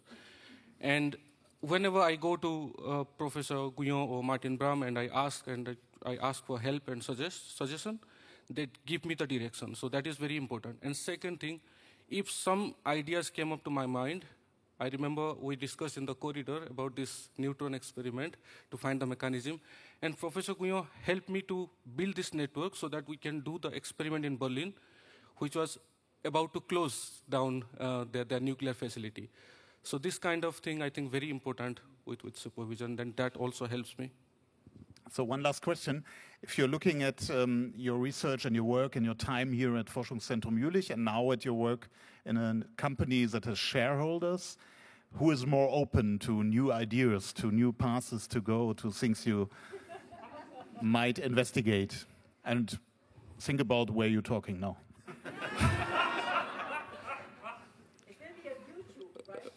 Of course it will be on YouTube, yes? I just started.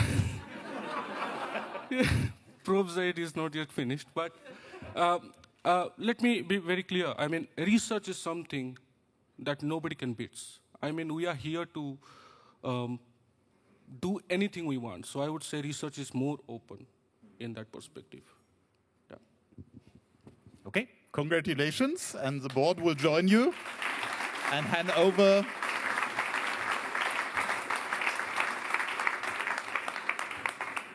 over the certificate and the flowers, of course. Go in front of the stage because that's better for the picture.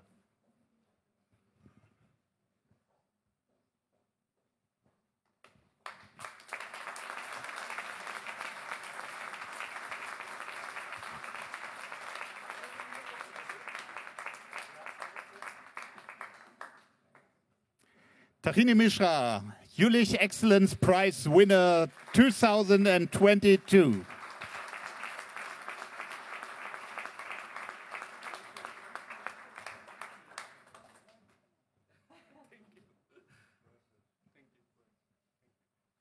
Okay.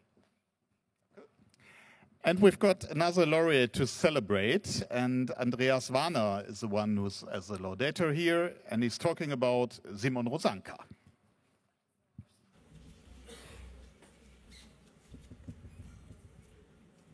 Simon Rosanka made his PhD at the University of Cologne in our institute in 2021. He finished. The dissertation presented by Simon is a comprehensive modeling study describing the influence of oxidized volatile organic compounds on the composition of a troposphere. Rosanka focuses his work on fundamental improvement of model representation of sources and chemical processes of these oxidized volatile organic trace gases in the troposphere. These substances contribute significantly to ozone formation in the troposphere. In particular, adequate modeling of tropospheric chemistry is an important aspect of addressing current and future human challenges related to climate change and air pollution. The very well-known greenhouse gas ozone is in the troposphere is ozone, yes. In the troposphere, ozone is particular interest because at ground level, it is a pollutant that directly affects human health, respiratory diseases, and ecosystem productivity.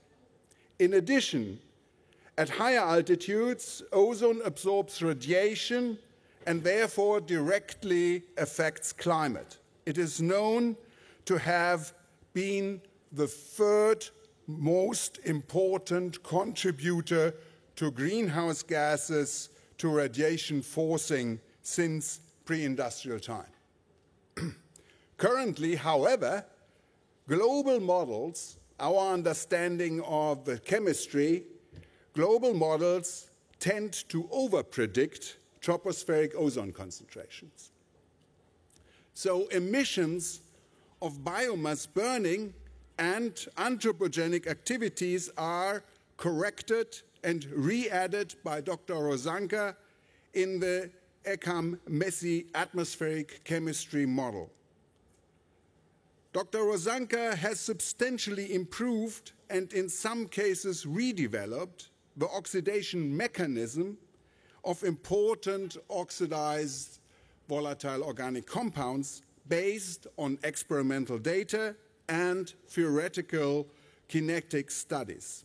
In particular, he has redeveloped the oxidation of organic water-soluble substances in cloud droplets, adding a significant production source of radicals to the model. Radicals are the substances who do all the chemistry in the atmosphere. Dr. Rosanka has verified in addition and evaluated the model results with nowadays and recently available satellite observations. Two of Dr. Rosanka's scientific results stand out in particular. Using the world's only global atmospheric model that allows explicit representation of cloud chemistry, which part he developed, clouds were quantified as a sink for tropospheric ozone in the same order of magnitude as, for example, the global loss of ozone due to reaction with halogens in the atmosphere. This work has thus a unique position in the tropospheric chemistry research community worldwide. The developed model solves to a large extent the long-standing problem of model underestimation of organic acids in the troposphere. And that was only possible by the support, cooperation, and the usage of our big computer facilities, Joule, because also these were brought to the limit. He could have done more complicated, but we wait for the exascale computer, hopefully. If it's fetched to, or if it's designed, and that's another point, designed to be run on these complicated chemistry models. But another contribution to international research worth highlighting is the discovery of Dr. Rosanka that these oxidized organic volatile compounds, particularly the aromatic compounds from, for example, peatland fires in Indonesia, can explain up to 25% of the reduction of ozone in the lower stratosphere. This finding contributes to the global debate about declining of ozone in this region, which was experimentally observed, which, though, is still not fully understood. Mr. Rosanka's dissertation is an outstanding piece of work that expresses his technical and scientific abilities. In just less of 3 years, he has been able to produce several papers, one of his co-author in a Nature paper, and he owes this impressive work to his unceasing dedication and his keen powers of concentration. In addition, I have to say, what is also important, has been mentioned several times, I think also in this study it is important, the supervision by his supervisor in our institute, Domenico Taraborelli, who led him in all the difficulties the way, and as I mentioned, with technical problems, this over the institutes achieved and always available help in technical problems, for example, with the computer and implementing the model on the computer. Dr. Rosanka's excellent dissertation represents a major step forward in the discussion of cloud chemical effects on tropospheric composition, the development of a chemical scheme accounting for comprehensive organic chemistry, and the successful implementation in this global IMAC model is an important accomplishment. This has shown to bring the model significantly closer to observations of organic compounds in the atmosphere and to ozone observation. This is by itself impressive. Well, you have to know that ozone modeling of the troposphere is an issue for the atmospheric chemistry for the last, well, since 1975. You can calculate yourself. The result on VOCs and OVOCs, these oxygenated organic compounds, will also offer new angles of approach to studies in organic aerosols. I congratulate him on the Excellence Awards of the Research Center Jülich and wish him all the best. Thank you very much.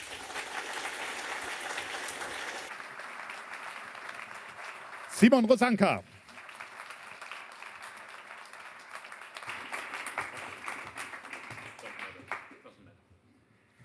Simon, we are talking about your PhD and your research work in the last years, and that time was affected a lot by the pandemic, by COVID and all that stuff around.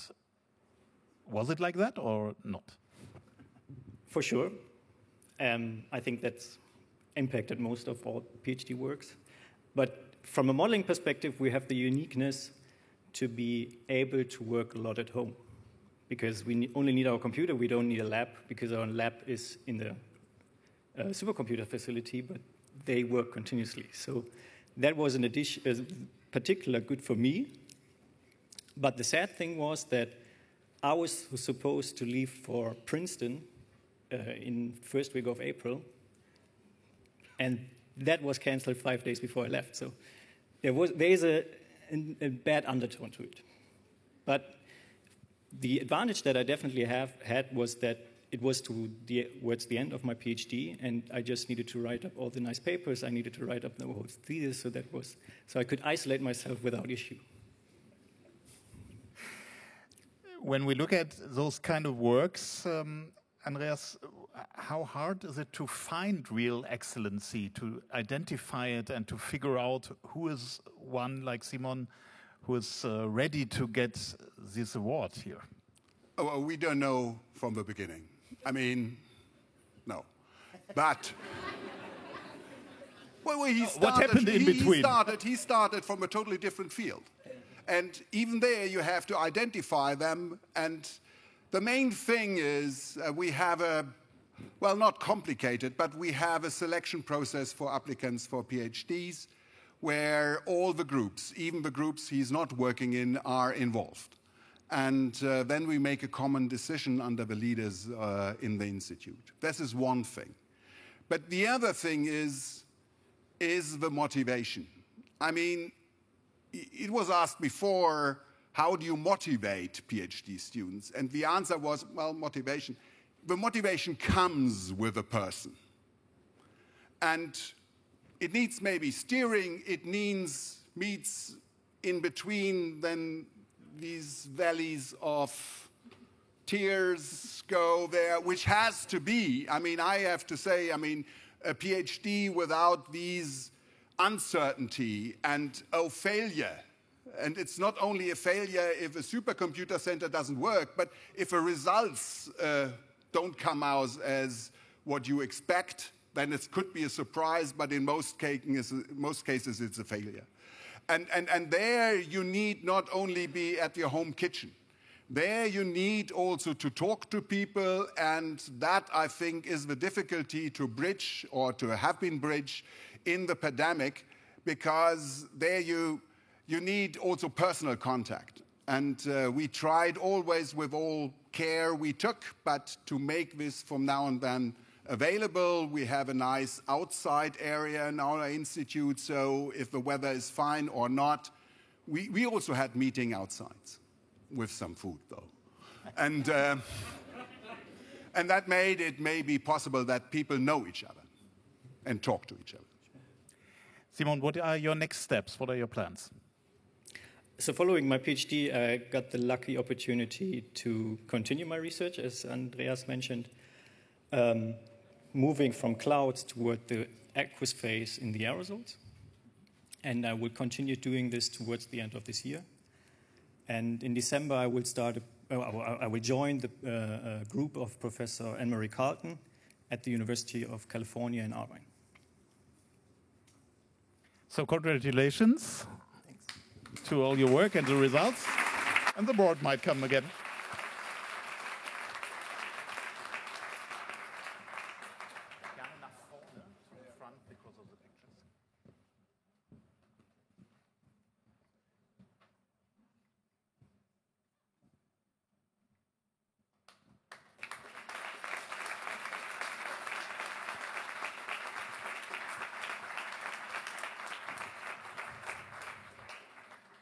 And this is Jülicher Exzellenzpreis winner 2022, Simon Rosanka.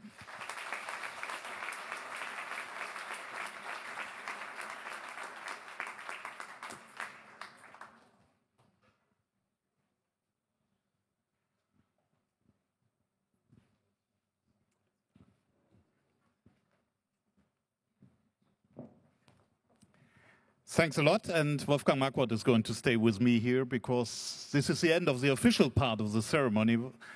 Wolfgang Marquardt, a remarkable evening and remarkable colleagues, lots of remarkable new colleagues in research. Indeed, it was an exciting, I think, presentation of great work. We saw lots of smiling faces, and this is making the difference of this evening. We are a little late, that's why I don't want to take too much time between the formal event and the party, but I would really like to thank a few people. First of all, I would like to thank everybody who was here on stage contributing and preparing their speeches.